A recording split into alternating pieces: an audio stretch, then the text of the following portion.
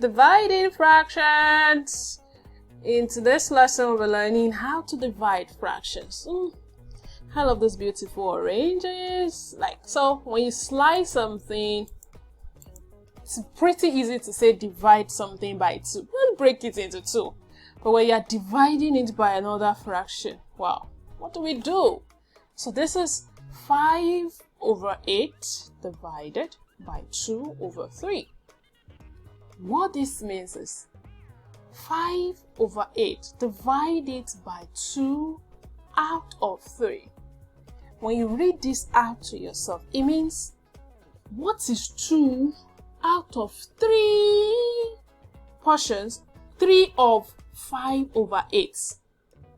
Let's look at that again. 5/8 divided by 2/3. 2/3. And that's why we always say invert the divisor. Turn the divisor upside down. So we say 5/8 multiplied by 3, and then we divide it by 2. That's what this means. 5/8 divided by 2/3. That's why we invert it. Okay, so once we have inverted it, it becomes pretty easy because now it's just a simple multiplication, right?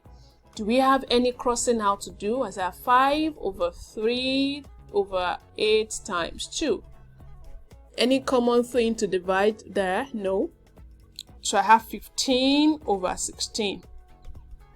So this means that 5/8 divided by 2/3 is 15/16.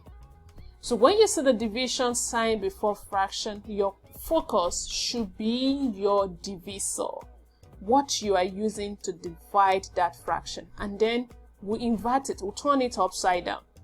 Now, this is 4 divided by half. I want to divide 4 by half. Okay, so what do?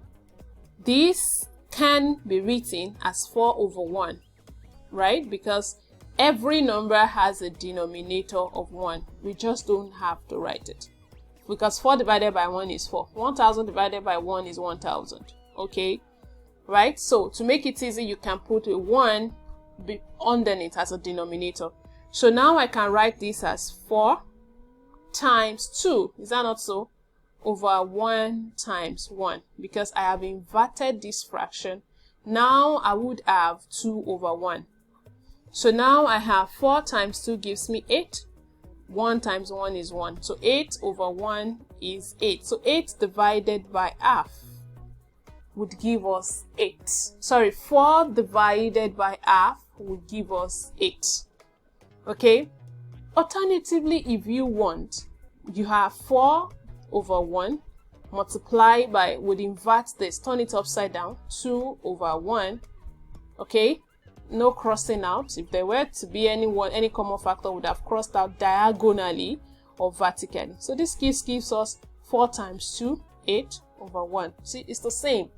But I would always advise that you write them half like this, so that it limits your chances of making an error. Okay, so now we have 7 whole numbers divided by half. So we change these to improper fraction. You have times 7, that's 28. Add it to the numerator, that gives us 29. So we have 29/4 divided by 2. Because we would not use division directly, we'll invert this, and then would have 20/4 multiplied by 2/1. I could put this or simplify directly. So we'd have then we divide. 2 goes in, and then I have 2 here in 2 places. That leaves me with 29/. Do we leave these as an improper fraction? No. So I change the mixed fraction. How many times can 2 go in 29? We should have 14 whole number, 1 left, all over 2. Answer. With division, you have to be very careful to note your divisor so that you can invert it. We also do not divide mixed fractions directly without changing to improper fractions. Keep that in mind. And then we turn the divisor upside down. Then we multiply. Remember to always leave your answers in the simplest form. And remember that if you put your mind to it, then you can do it. Bye-bye.